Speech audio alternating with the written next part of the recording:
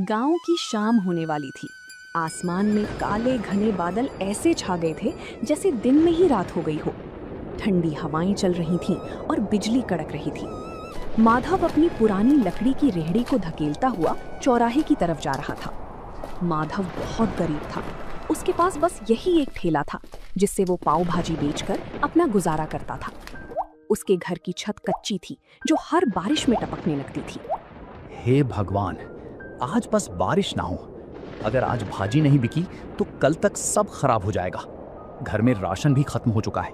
सुमित्रा इस उम्मीद में होगी कि आज कुछ पैसे लेकर आऊंगा तो घर का चूल्हा जलेगा। जैसे ही माधव ने चौराहे पर अपना ठेला लगाया वैसे ही मोटी मोटी बूंदें गिरने लगी। देखते ही देखते बहुत तेज बारिश शुरू हो गई। लोग अपनी अपनी दुकानों के शटर गिराकर घर जाने लगे। तभी माधव ने जल्दी से एक फटी हुई पन्नी निकाली और अपनी पाव भाजी को बचाने के लिए उसे ढक दिया। वो खुद तो भीग रहा था पर उसे चिंता अपनी भाजी की थी। तभी गांव का एक आदमी बिरजू, जो माधव के ठेले के पास से जा रहा था, उसने माधव से कहा, अरे माधव, ये क्या कर रहे हो? ऐसी आफत वाली बारिश में कौन बाहर आएगा तुम्हारी पाव भाजी खाने? घर जा भाई, वरना बीमार हो जाएगा। बिरजू भाई, गरीब को बीमारी से ज्यादा भूख का डर लगता है। आज दिन भर से 1 रुपए की भी बोहनी नहीं हुई है। अगर खाली हाथ घर गया तो सुमित्रा को क्या मुंह दिखाऊंगा। बारिश और भी तेज हो गई। वो एक पेड़ के नीचे खड़ा होकर बस आसमान की तरफ देखने लगा। उसकी आंखों में आंसू थे और दिल में डर। रात के 8 बज गए थे। बारिश थोड़ी धीमी हुई थी लेकिन हर तरफ सन्नाटा था। माधव ने सोच लिया था कि आज का दिन उसके लिए खराब गया। अब घर लौट जाना चाहिए। वो अपना सामान समेट ही रहा था कि अचानक एक बड़ी सी कार कीचड़ उछालती हुई आई और सीधे माधव के ठेले के पास आकर रुक गई। उस कार से एक साहब बाहर उतारते हैं और कहते हैं, ओ भाई, क्या कुछ खाने को मिलेगा? हम लोग शहर जा रहे थे लेकिन आगे का रास्ता बंद है। बहुत जोर की भूख लगी है। जी साहब, भाजी तो तैयार है, बस पाव गरम करने की देर है। आप 5 मिनट रुकिए, मैं अभी देता हूँ। अरे भाई जल्दी करो, इस ठंड में कुछ गर्मा गर्म मिल जाए तो जान में जान आए। माधव के मुरझाए हुए चेहरे पर रौनक आ गई। उसने जल्दी से चूल्हा जलाया। मक्खन की खुशबू चारों तरफ फैल गई। उसने तवे पर भाजी को अच्छे से मैश किया और पाव को मक्खन लगाकर लाल होने तक सेंका। गर्मा गर्म धुआं निकलती पाव भाजी देखकर उन मुसाफिरों की भूख और बढ़ गई। जिसके बाद माधव गर्मा गर्म पाव भाजी की प्लेट सजाकर साहब को देता है। लीजिए साहब, गर्मा गर्म पाव भाजी खाइए। जिसके बाद साहब जैसे ही पाव भाजी का एक निवाला खाते हैं तो माधव से कहते हैं, वाह भाई, क्या स्वाद है। हमने शहर के बड़े होटलों में खाया है पर ऐसी चटपटी भाजी कहीं नहीं मिली। तुमने तो कमाल कर दिया। सच में यार, इस बारिश में इसका स्वाद दुगना हो गया है। भाई 2 प्लेट और लगाओ। माधव की मेहनत रंग लाई। उन लोगों ने भर पेट खाना खाया। जब पैसे देने की बात आई तो साहब ने खुश होकर माधव को 2000 का नोट थमा दिया। साहब, ये तो बहुत ज्यादा है। मेरे पास तो छुट्टी भी नहीं है। रख लो भाई, इस मुसीबत में तुमने हमें खाना खिलाया, ये उसके लिए छोटा सा इनाम है। खुश रहो। गाड़ी वहां से चली गई। तभी माधव ने उस नोट को अपने सिर से लगाया और भगवान का शुक्रिया किया। वो जल्दी जल्दी अपना ठेला लेकर घर की तरफ भागा। उसे लग रहा था जैसे आज वो दुनिया का सबसे अमीर आदमी है, पर उसे नहीं पता था कि गांव का ही एक लालची आदमी राजेश ये सब छिपकर देख रहा था और उसके मन में जलन पैदा हो रही थी। राजेश गांव में एक छोटी सी किराने की दुकान चलाता था, लेकिन उसका दिल बहुत छोटा था। जब उसने देखा कि कल रात माधव ने एक ही बार में 2000 रुपए कमा लिए तो उसके पेट में वो बात पच नहीं पाती। वो सोचने लगा कि अगर ये गरीब पाव भाजी वाला ऐसे ही पैसे कमाने लगा तो कल को ये मेरी बराबरी करने लगेगा। जिसके बाद उसने अपने चेले से कहा, देख रहा है कल्लू, कल तक जिसके पास नमक खरीदने के पैसे नहीं थे, आज उसके ठाठ देख। ये शहर वाले भी पागल है, कहीं भी रुककर कुछ भी खा लेते हैं। हमें कुछ ऐसा करना होगा कि इसकी दुकान पर कोई कदम भी ना रखे। शाम को फिर से हल्की हल्की बूंदाबांदी शुरू हो गई। माधव अपनी भाजी तैयार कर रहा था। तभी राजेश अपने 2-3 साथियों के साथ वहां पहुंचा और जानबूझकर शोर मचाने लगा। अरे छी छी माधव, ये कैसी बदबू आ रही है तेरे ठेले से? इस भाजी में सब्जियां सड़ी हुई इस्तेमाल कर रहा है क्या? कल रात शहर वालों को तो ठग लिया और अब हमें बीमार करने का इरादा है क्या? नहीं राजेश भैया, ये आप कैसी बात कर रहे हैं? सुमित्रा ने सुबह ही मंडी से ताजी गोभी और मटर लाकर दिए हैं और अपने ठेले पर सफाई का पूरा ध्यान भी रखता हूँ। अरे चुप कर, सबको दिख रहा है कि तू बारिश के गंदे पानी में पाँव सेक रहा है। गांव वालों सुन लो, अगर माधव की पाव भाजी खाई तो पेट खराब होना पक्का है।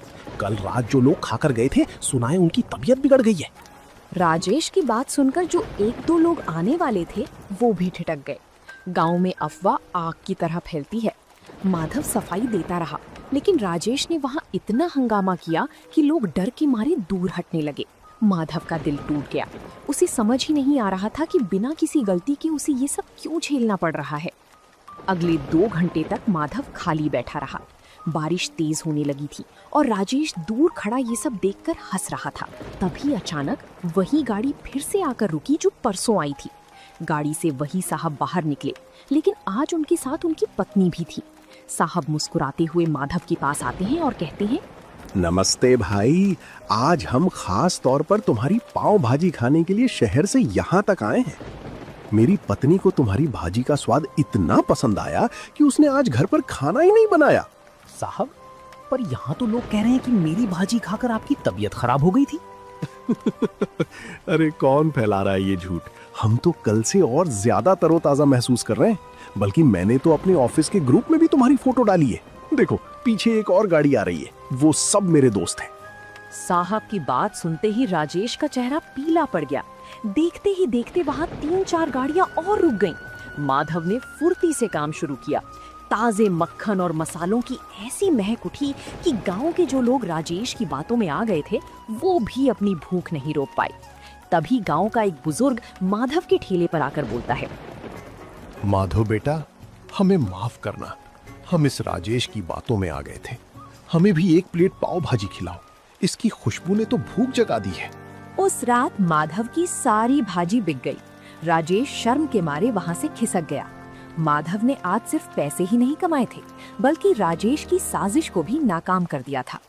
माधव की दुकान अब गांव और शहर दोनों जगह मशहूर होने लगी थी। हर शाम उसके ठेले पर भीड़ जुटने लगी थी। सुमित्रा भी अब घर पर माधव की मदद करती और दोनों मिलकर और भी स्वादिष्ट मसाले तैयार करने लगे। लेकिन माधव का सपना अब बड़ा हो गया था और एक रात जब माधव घर लौटा तो उसने देखा कि सुमित्रा छत से टपकते पानी को रोकने के लिए बर्तन रख रही है। पूरी रात दोनों सो नहीं पाए क्योंकि बिस्तर भीग चुका था। और तभी उस रात माधव ने एक बड़ा फैसला लिया। सुमित्रा, अब बहुत हो गया। कब तक हम इस टपकती छत के नीचे रात गुजारेंगे? भगवान की दया से अब हमारे पास कुछ पैसे जमा हो गए हैं। मैं सोच रहा हूँ कि अब ठेला छोड़कर एक छोटी सी दुकान किराए पर ले लूं। दुकान? पर उसके लिए तो बहुत पैसे लगेंगे और गांव के चौराहे पर दुकान मिलना भी तो मुश्किल है। कोशिश करने में क्या हर्ज है? अगर एक बार पक्की दुकान हो गई तो बारिश में भी धंधा बंद नहीं होगा और लोग आराम से बैठकर खा सकेंगे। मैं कल ही सरपंच जी से बात करूंगा। अगले दिन माधव सरपंच जी के पास गया। सरपंच जी ने माधव की मेहनत देखी थी, इसलिए उन्होंने उसे चौराहे के पास एक पुरानी दुकान किराए पर दिलाने में मदद की। माधव ने दिन रात एक करके उस दुकान की सफाई की और उसे एक छोटी सी पाव भाजी ढाबे का रूप दे दिया। माधव के ढाबे का नाम रखा गया माधव पाव भाजी सेंटर। उद्घाटन के दिन माधव ने पूरे गांव को न्योता दिया। उसने सोचा था कि पुरानी बातें भूलकर वो राजेश को भी बुलाएगा ताकि गांव में भाईचारा बना रहे। जिसके बाद माधव राजेश की दुकान पर जाता है और कहता है, राजेश भाई, आज मेरी छोटी सी दुकान का उद्घाटन है, आप जरूर आना, मुझे बहुत खुशी होगी। बड़ा आया दुकान खोलने वाला। 2 दिन क्या शहर वाले रुक गए, तू तो अपने आप को राजा समझने लगा। जा, मैं नहीं आने वाला तेरी सड़ी हुई दुकान पर। माधव उदास मन से वापस आ गया। शाम को ढाबे पर खूब रौनक थी। मुसाफिर, गांव के लोग और बच्चे सब बड़े चाव से पाव भाजी खा रहे थे। तभी अचानक कुछ ऐसा हुआ जिसकी किसी ने उम्मीद नहीं की थी। गांव के कुछ आवारा लड़के, जिन्हें राजेश ने पैसे देकर भेजा था, ढाबे के अंदर आए और शोर मचाने लगे। और एक लड़का जानबूझकर प्लेट नीचे गिरा देता है और कहता है, अरे ये कैसी भाजी है? इसमें तो कंकड़ पत्थर है। तुम लोग हमें बीमार करना चाहते हो क्या? माधव सन्न रह गया। उसे पता था कि भाजी उसने खुद छानी है, उसमें कंकड़ हो ही नहीं सकते। लेकिन वो लड़के इस बात को लेकर दुकान का सामान बाहर फेंकने लगे, जिसके कारण दुकान का पूरा माहौल खराब हो गया। तभी भीड़ में से एक कड़क आवाज आई, रुको, ये क्या बदतमीजी है। सबने मुड़कर देखा तो वो गांव के नए हेड कांस्टेबल रघुवीर सिंह थे। वो सादे कपड़ों में अपनी पत्नी के साथ वहां पाव भाजी खाने आए थे।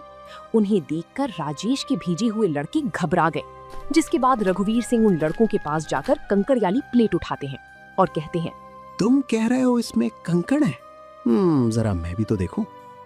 हाँ, अरे ये कंकड़ तो ऊपर से डाले गए लगते हैं, क्योंकि इस कंकड़ पर भाजी का मसाला भी नहीं लगा है। सच सच बताओ, तुम्हें यहाँ हंगामा करने के लिए किसने भेजा है? वो साहब, हमें तो राजेश भैया ने बोला था कि माधव की दुकान जमने नहीं देनी है। उन्होंने हमें पैसे दिए थे। ये सुनते ही वहां खड़े गांव वालों में कानाफूसी शुरू हो गई। सबको समझ आ गया कि माधव बेकसूर है, जिसके बाद रघुवीर सिंह ने उन लड़कों को डांट कर भगा दिया और माधव से कहने लगे, माधव भाई, डरो मत। तुम्हारी ईमानदारी ही तुम्हारी सबसे बड़ी ताकत है। आज से यहाँ तुम्हें कोई परेशान नहीं करेगा। चलो, अब हमारे लिए 2 प्लेट बढ़िया सी पाव भाजी लगाओ, बहुत भूख लगी है। माधव की आंखों में आंसू आ गए। उसने हिम्मत जुटाई और फिर से काम शुरू किया। उस दिन के बाद गांव वालों का भरोसा माधव पर और भी ज्यादा बढ़ गया।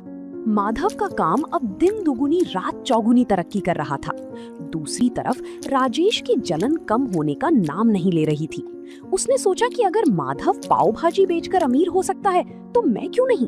उसने भी अपनी दुकान के बाहर पाव भाजी का बड़ा सा बोर्ड लगा दिया और तभी राजेश ने अपने चेले कल्लू से कहा, देख कल्लू, माधव ताजी सब्जियां और महंगा मक्खन डालता है, इसलिए उसे बचत कम होती है। हम क्या करेंगे, हम मंडी से सस्ती और थोड़ी बासी सब्जियां लाएंगे और मक्खन की जगह सस्ता डालडा घी इस्तेमाल करेंगे और स्वाद के लिए तेज मिर्च डाल देंगे। किसी को पता नहीं चलेगा। राजेश ने दुकान तो शुरू कर दी, लेकिन उसका इरादा सिर्फ पैसा कमाना था, सेवा करना नहीं। शुरुआत में कुछ लोग कम दाम के लालच में राजेश के पास गए, लेकिन 2 ही दिन में असर दिखने लगा और एक दिन गांव का एक आदमी पेट पकड़कर राजेश की दुकान पर आया और कहने लगा, अरे राजेश, ये क्या खिला दिया तुमने? कल रात तुम्हारी पाव भाजी खाई थी, तब से पूरे घर का पेट खराब हो गया है। डॉक्टर के यहाँ चक्कर लगाने पड़ रहे हैं। धीरे धीरे राजेश की पोल खुलने लगी। जो लोग सस्ते के चक्कर में राजेश के यहाँ पाव भाजी खाने गए थे, उनकी तबीयत खराब हो गई थी। गांव के पंचायत में राजेश की शिकायत पहुंच गई। सरपंच जी ने राजेश पर भारी जुर्माना लगाया और उसकी दुकान कुछ दिनों के लिए बंद करवा दी। राजेश को लालच की बहुत बड़ी सजा मिली थी। राजेश की दुकान बंद हो गई और पूरे गांव में उसकी बदनामी हो गई। दूसरी तरफ माधव ने अपनी मेहनत से न केवल गांव वालों का दिल जीता, बल्कि अब दूर दूर से लोग उसकी पाव भाजी का स्वाद चखने आने लगे थे। लेकिन माधव का दिल आज भी उतना ही साफ था जितना पहले दिन था। माधव का छोटा सा ढाबा अब छोटा पड़ने लगा था।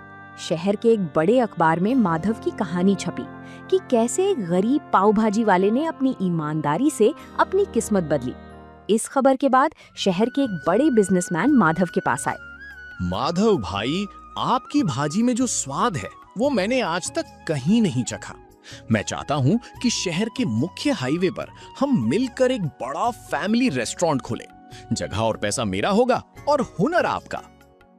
साहब, मैं तो एक छोटा सा आदमी हूँ। मुझे डर लगता है कि कहीं मैं इतनी बड़ी जिम्मेदारी संभाल पाऊंगा या नहीं। क्यों नहीं संभाल पाएंगे? आपने कीचड़ और बारिश में ठेला चलाया है। ये तो फिर भी छत के नीचे का काम है। आपको भगवान ने मौका दिया है, इसे मत छोड़िए। माधव मान गया। कुछ ही महीनों में हाईवे पर एक आलीशान ढाबा तैयार हो गया, जिसका नाम रखा गया माधव की असली पाव भाजी। अब माधव के पास काम करने के लिए कई लोग थे, लेकिन वो आज भी खुद खड़े होकर भाजी का मसाला तैयार करता था ताकि स्वाद न बदले। माधव अब एक बड़ा आदमी बन चुका था। उसने गांव में अपने लिए एक पक्का और सुंदर घर बनवा लिया था।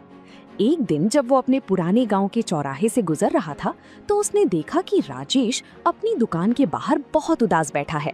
उसकी दुकान पर धूल जमी थी और वो बहुत कमजोर लग रहा था। जिसके बाद माधव राजेश के पास जाता है और कहता है, राजेश भाई, राम राम, क्या हालचाल है? माधव, तुम यहाँ? भाई, मुझे माफ कर दो। मैंने तुम्हारे साथ बहुत बुरा किया, तुम्हारी दुकान उजाड़ने की कोशिश की। आज देखो, कुदरत ने मुझे वहीं लाकर खड़ा कर दिया है। मेरी दुकान बिकने की कगार पर है और मेरे पास कोई काम नहीं है। पुरानी बातें भूल जाओ राजेश भाई। इंसान गलती का पुतला है।